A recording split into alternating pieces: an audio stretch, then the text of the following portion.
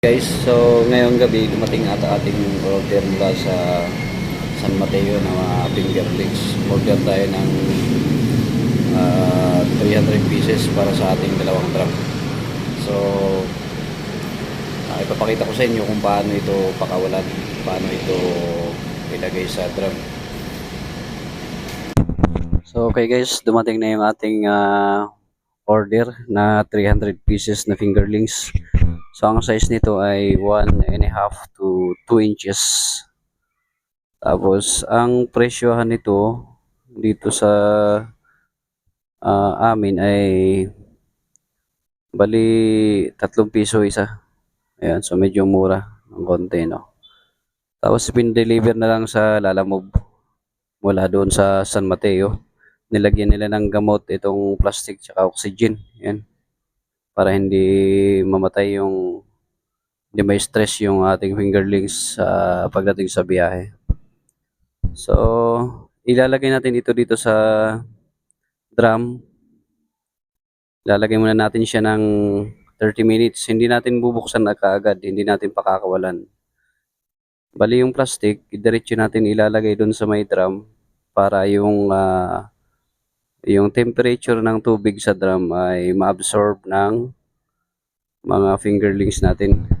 Kumbaga, ma-absorb nila yung kung gaano kainit o kalamig yung temperatura ng tubig sa drum dahil magkaiba doon sa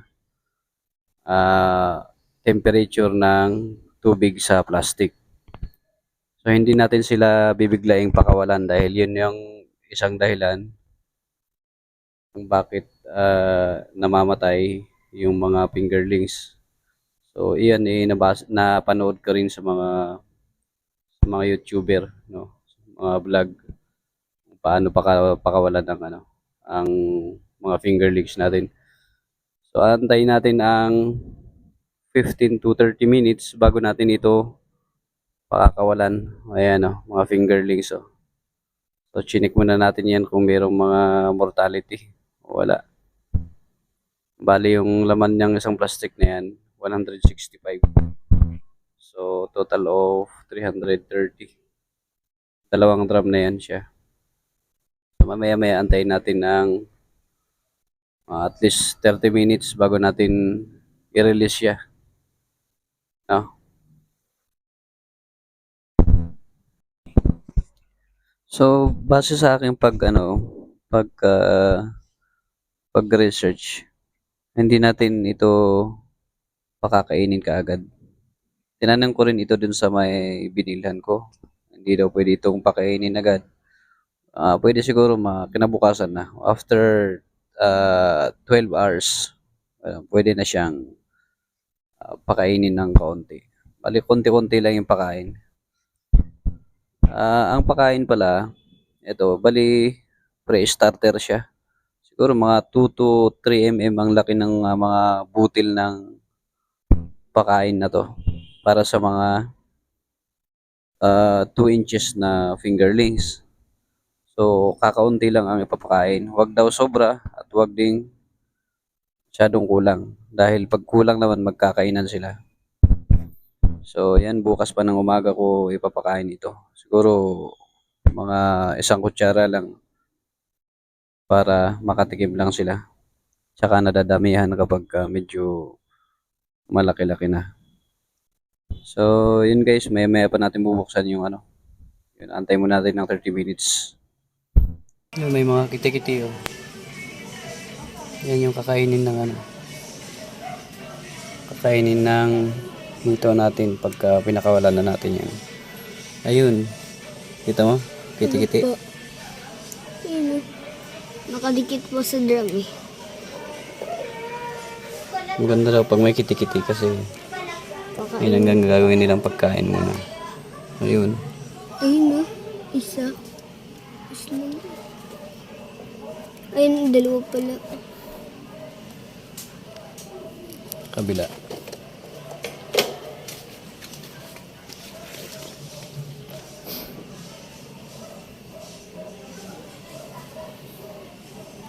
Wala dito.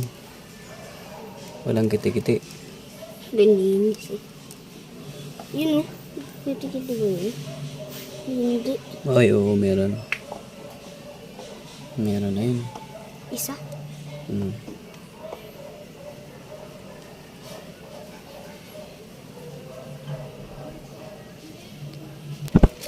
Ayun. So, lumipas ang mga 25 minutes. So, pwede na natin silang pakawalan. Grabe. Ang pagbubukas ng plastic, ang iniiwasan lang natin ma-stress yung mga fingerlings. So, dahan-dahan natin ilulubog yung dulo ng plastic. Palabas na sila. Lubog para kusa silang lumabas. Yung plastic. Lubog siya ng dahan-dahan. Doble yung plastic. Bubuka yung yung lalakihan ng bukas. Wala Antayin na lang silang kusang lumabas. Pwede nang pagka lumabas na silang lahat, saka natin tatanggalin yung plastic. Or dahan-dahan nating Yun oh. Labas pa sila iangat eh. yung dulo ng Ayun, oh. plastic. Nasa para- labas oh. Lumabas sila. Yan. Iwasan lang naman natin yung madagdagan yung pagka-stress nila kasi galing na sila sa biyahe. Stress yung mga yan. Dito. So, kailangan dahan-dahanin natin.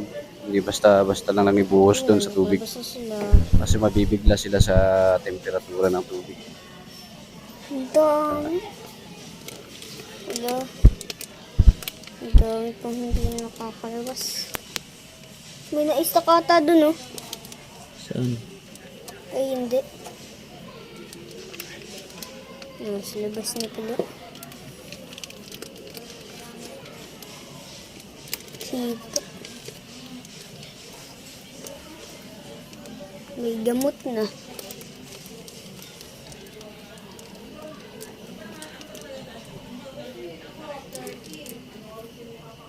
Ay, meron po. Listak yun, kawawa yun. Saan na, di ba? Kabila pa na. Ano yan? Dito na.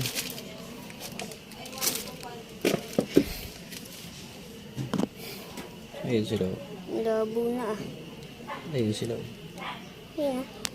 Ilaw, ilaw.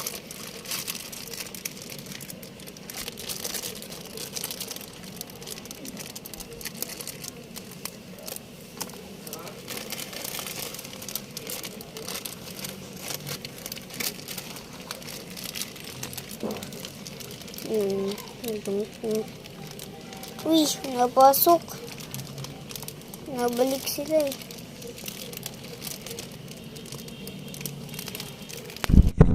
So, ito muna ang update ko sa inyo guys, no? Bibigyan ko ulit kayo ng update pagka magpapakain na tayo kinabukasan. Kasi hindi natin pwedeng pakainin ito ngayon. So, sa mga hindi pa nag-subscribe, pa-subscribe na lang po. At mag-iwan ng comment kung ano may mga katanungan pa o meron kayong gustong i-share o komento na ikagaganda pa ng ating pag-aalaga ng hito. So, maraming salamat at magandang gabi hanggang sa muli.